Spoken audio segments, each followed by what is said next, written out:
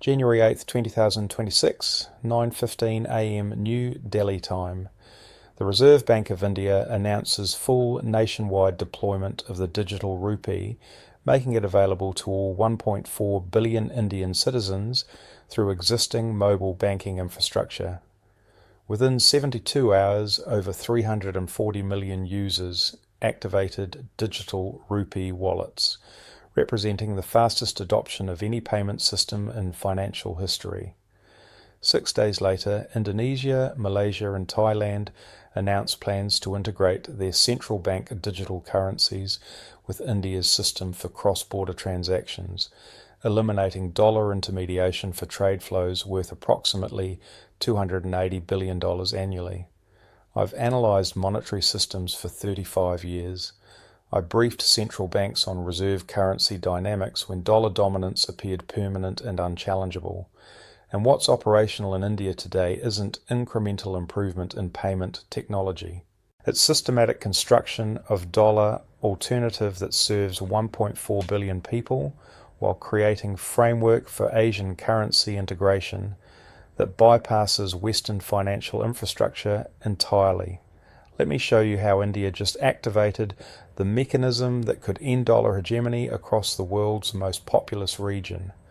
Dollar dominance in global finance wasn't natural evolution. It was deliberate construction following World War II, when the Bretton Woods Agreement established the dollar as the world's reserve currency, backed by gold convertibility and American economic supremacy.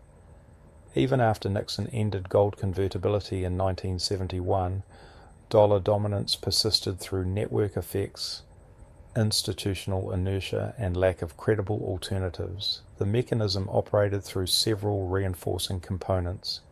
International trade required dollar settlement because commodities including oil, wheat, and metals were priced in dollars. Countries needed dollar reserves to pay for imports and service dollar-denominated debts. Central banks held dollars as reserve assets because dollars were liquid, stable, and accepted universally. This created what economists call exorbitant privilege. The United States could run persistent trade deficits without facing balance of payments crises because the world needed dollars regardless of American economic fundamentals. The US printed dollars to pay for imports, and trading partners accepted those dollars because they needed them for their own international transactions. For developing countries, this system imposed significant costs. Trade between India and Indonesia required converting rupees to dollars, then dollars to rupiah, with banks extracting fees at each conversion. Currency volatility against the dollar created unpredictable costs for businesses. Dollar shortages during crises forced countries to accept IMF conditions that prioritized creditor interests over domestic development. Most significantly, dollar dependence gave the United States financial leverage it wielded aggressively. When countries pursued policies Washington opposed, the US could threaten exclusion from dollar-based financial systems. Swift sanctions cut countries off from international banking. Asset freezes seized central bank reserves. Secondary sanctions punished third parties who continued dollar transactions with targeted countries. India experienced this leverage directly. Following nuclear tests in 1998, US sanctions restricted India's access to international finance. During the 2008 financial crisis, dollar shortages threatened Indian companies' ability to pay for imports. When India maintained trade relations with Iran despite US sanctions, American officials threatened restrictions on Indian banks' dollar clearing access.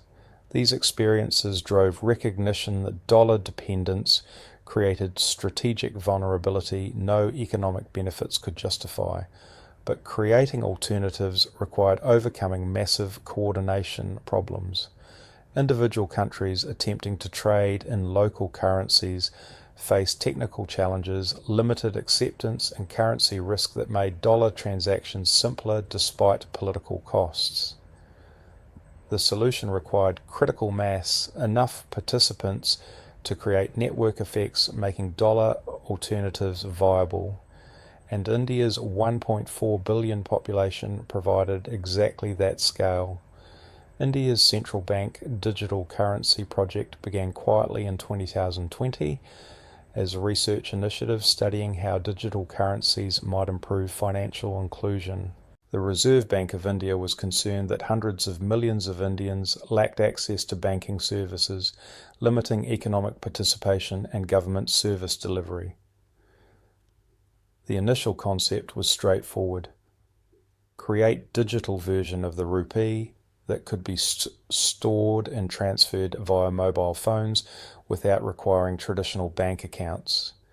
This would enable financial transactions for populations too poor or remote to access conventional banking, while reducing the massive costs of printing, distributing, and replacing physical currency. But the strategic implications became apparent as China accelerated its own digital yuan development. If China established the first fully operational central bank digital currency, it could set technical standards and create network effects that gave the yuan advantages in international transactions. Other countries would build systems compatible with Chinese infrastructure, potentially creating yuan-denominated trade settlement that bypassed the dollar. India recognized that digital currencies weren't just domestic policy tools, they were a potential foundation for alternative international payment systems. If designed correctly, India's digital rupee could facilitate cross-border transactions directly with other countries' digital currencies, eliminating dollar intermediation entirely. The technical architecture took 3 years to develop. The system needed to handle potentially billions of daily transactions across a country with limited internet connectivity in rural areas. It required security, preventing counterfeiting, while enabling offline transactions where network coverage was unavailable. Most importantly, it needed interoperability, allowing foreign digital currencies to integrate with Indian infrastructure for international trade. The breakthrough came in 2023 with successful pilot programs in 4 cities, demonstrating that digital rupee transactions could operate at scale without network failures or security breaches. Merchants adopted the system rapidly because transaction costs were dramatically lower than card payments. Consumers appreciated instant settlement and enhanced privacy compared to digital wallets operated by private companies. By mid-2024, pilots expanded to 15 states serving over 250 million users. The Reserve Bank used this data to refine the system, addressing bugs, improving user interfaces, and enhancing security. The phased rollout approach prevented catastrophic failures while building public confidence in the technology. The international integration component developed separately through bilateral negotiations with Southeast Asian central banks. India proposed technical standards for connecting digital currency systems that would enable direct rupee to ringgit or rupee to baht transactions without dollar conversion. Initial skepticism gave way to interest as countries recognized potential savings and strategic autonomy benefits. By December 2025, technical architecture was complete. Pilot programs had validated operational capability, and bilateral agreements with 5 countries were signed. The Reserve Bank set January 8, 2026 as the date for full nationwide deployment, making digital rupees available to all 1.4 billion Indian citizens simultaneously. Speed of digital rupee adoption exceeded every projection. Within 24 hours of nationwide launch, over 180 million Indians activated digital rupee wallets. Within 72 hours, that figure exceeded 340 million, making it the fastest payment system adoption in history. For comparison, credit cards took decades to reach similar penetration in developed countries. The adoption drivers were multiple and mutually reinforcing. First, the digital rupee required no new hardware. Anyone with a mobile phone, even basic feature phones, could download the wallet application and begin transacting immediately. India's existing digital infrastructure, including biometric identification and mobile payment familiarity, meant users needed minimal training. Second, transaction costs were near zero compared to existing alternatives. Credit cards charged merchants 2 to 3% fees. Private digital wallets extracted similar commissions. The digital rupee operated on central bank infrastructure with fees measured in fractions of a percent. For small merchants and consumers, this cost difference was decisive. Third, the government provided powerful incentives. All government payments, including welfare benefits, pensions and tax refunds, were delivered through digital rupee wallets. This forced adoption by hundreds of millions of citizens who depended on government transfers. Businesses wanting to serve these customers needed to accept digital rupees, creating network effects that accelerated merchant adoption. Fourth, remittances became dramatically cheaper. Indian workers abroad could send digital rupees directly to family members' wallets for minimal fees, eliminating the remittance companies that extracted billions annually from migrant workers. This created massive demand among the 18 million Indians working overseas. The usage patterns revealed genuine substitution rather than supplemental adoption. Cash withdrawals at ATMs declined 35% within 2 weeks, as consumers used digital rupees instead of physical currency. Credit card transactions at point-of-sale terminals dropped 22% as merchants preferred digital rupee payments with lower fees. Mobile payment apps operated by private companies saw user growth stall as customers migrated to the official digital currency. The rural adoption surprised analysts who expected urban concentration. Village merchants accepted digital rupees because transaction costs were lower than handling cash, which required secure storage and transportation to banks. Agricultural workers received wages in digital rupees, eliminating delays from cheque cashing. Government subsidy programs distributed benefits instantly through digital wallets, improving delivery efficiency while reducing corruption. By the end of January 2026, over 580 million Indians were actively using digital rupees for at least one transaction weekly. Transaction volumes exceeded 2.8 billion per month. The system was processing more payment volume than the entire Indian banking sector had handled through electronic channels just 5 years earlier. His strategic transformation occurred 6 days after domestic launch, when Indonesia, Malaysia, Thailand, Vietnam and Bangladesh announced integration of their digital currency systems with India's infrastructure. The technical specifications enabled direct currency swaps between digital rupee holders and digital currency holders in partner countries without dollar intermediation. The mechanism operated through decentralized settlement systems where central banks maintain balances in each other's digital currencies. When an Indian importer needed to pay an Indonesian supplier, the payment routed through Reserve Bank infrastructure that swapped digital rupees for digital rupiah at real-time exchange rates determined by bilateral trade flows rather than dollar-intermediated foreign exchange markets. The cost savings were immediate and substantial. Traditional dollar-intermediated trade required converting rupees to dollars, 1.5% spread, transferring dollars through SWIFT wire transfer fees, converting dollars to rupiah, 1.5% spread, and waiting 3 to 5 days for settlement. The digital currency system eliminated conversion costs, settlement delays, and bank intermediation, reducing total transaction costs by approximately 85%. For trade flows between India and these 5 countries totaling approximately $280 billion annually, the cost savings exceeded $7 billion per year. More importantly, the elimination of dollar intermediation meant that none of these trade flows required dollar reserves, dollar clearing banks, or exposure to US financial sanctions. The political implications were immediately obvious. When the United States imposed sanctions on countries, it typically did so by threatening to cut them off from dollar clearing systems. If India and its trading partners could settle transactions in digital currencies that bypassed dollar infrastructure entirely, those sanctions lost enforcement mechanisms. The network effects accelerated rapidly. The Philippines announced plans to join the digital currency network in February 2026. Sri Lanka, Nepal and Myanmar submitted applications for technical integration.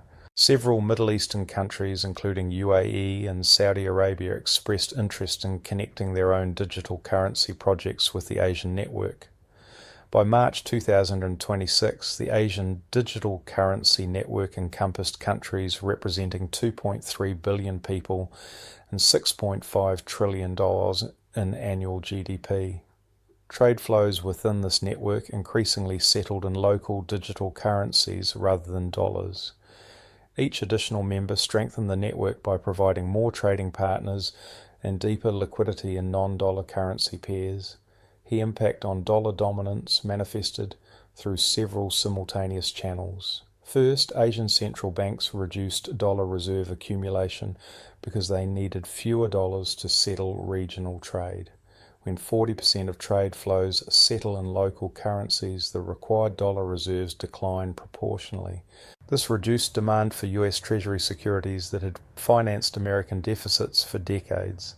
Second, dollar share of global foreign exchange reserves began declining measurably for the first time since the 1970s.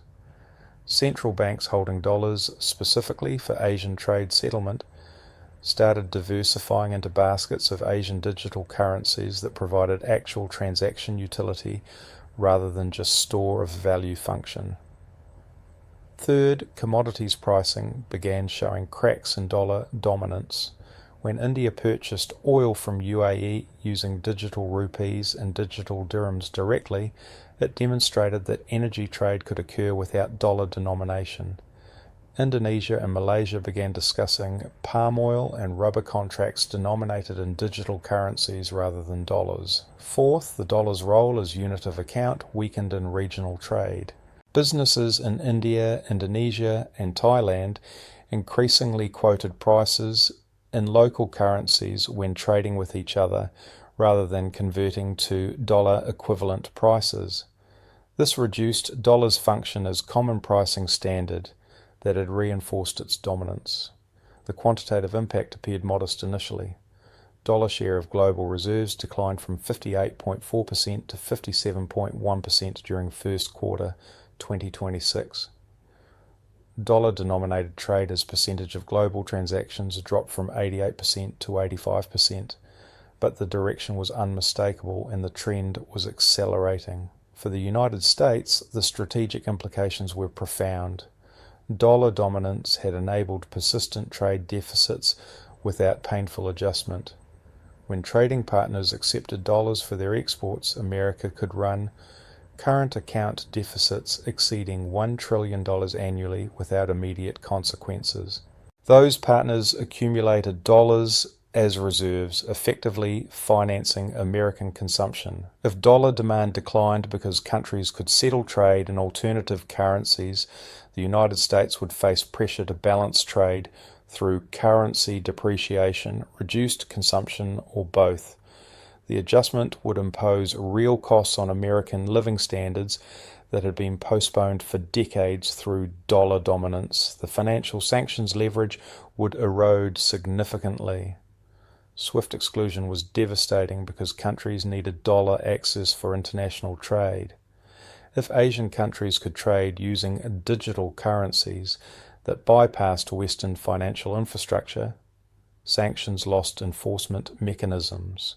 Countries could continue trading despite US restrictions, undermining American foreign policy leverage. Most fundamentally, the Asian Digital Currency Network demonstrated that dollar alternatives were technically feasible and economically viable when sufficient scale existed. This broke the psychological barrier that had sustained dollar dominance. even as American economic share of global GDP declined from 40% in 1960 to 24% in 2025. The critical question is whether dollar displacement in Asia represents temporary disruption or permanent structural change. Multiple factors suggest the shift is irreversible, regardless of American policy responses. Infrastructure investments create path dependencies that persist for decades. Central banks that built digital currency systems and integration infrastructure won't abandon those investments to return to dollar dependence. The sunk costs are too large and the operational advantages are too significant. Once systems are operational, marginal costs of continued operation are minimal, while benefits accrue continuously. Network effects strengthen rather than weaken over time.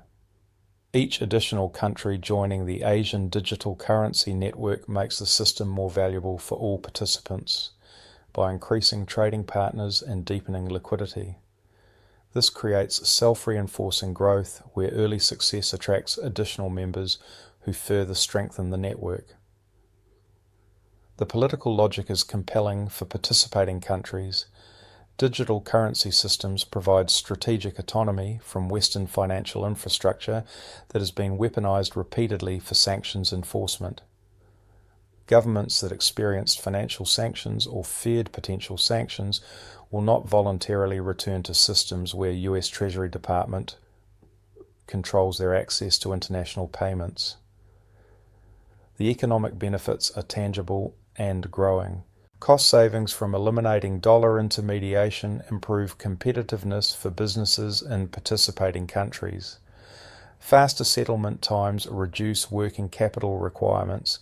Reduced currency volatility against relevant trading partners lowers hedging costs. These advantages compound over time as businesses optimize operations around digital currency infrastructure.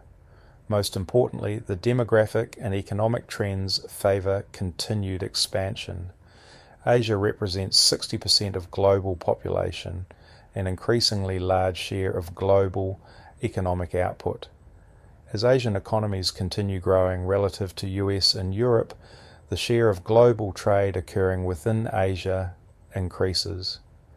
This trade naturally gravitates towards settlement systems that serve Asian participants efficiently rather than routing through Western financial infrastructure optimized for different geographic patterns.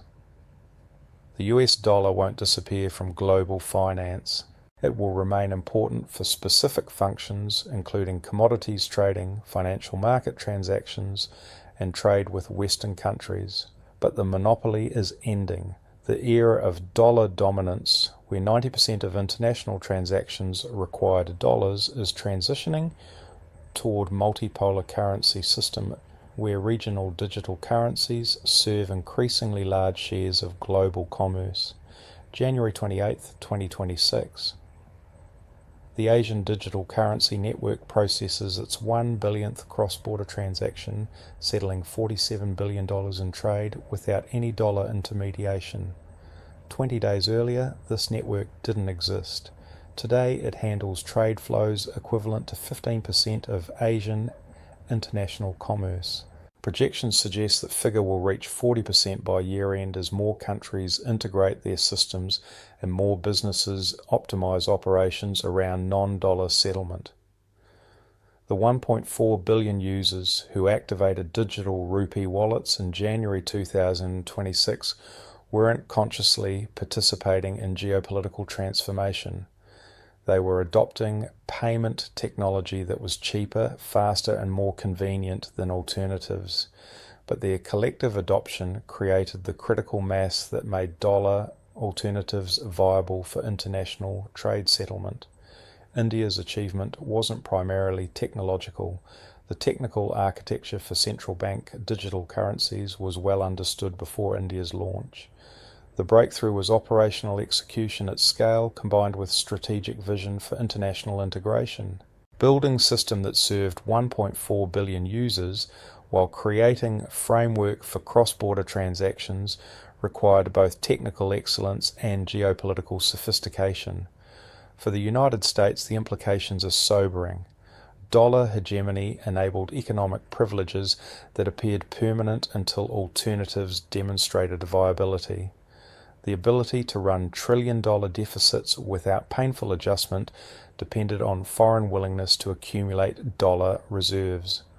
When that willingness declines because dollars are less necessary for international transactions, adjustment becomes unavoidable.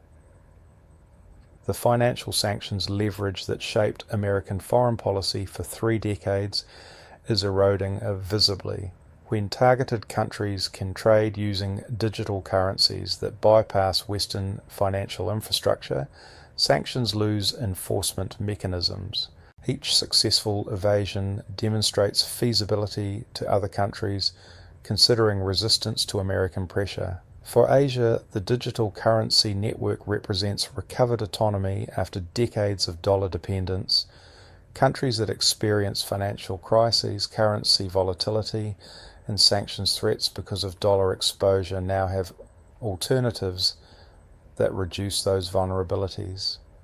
The network creates space for independent policy choices without fear of financial retaliation.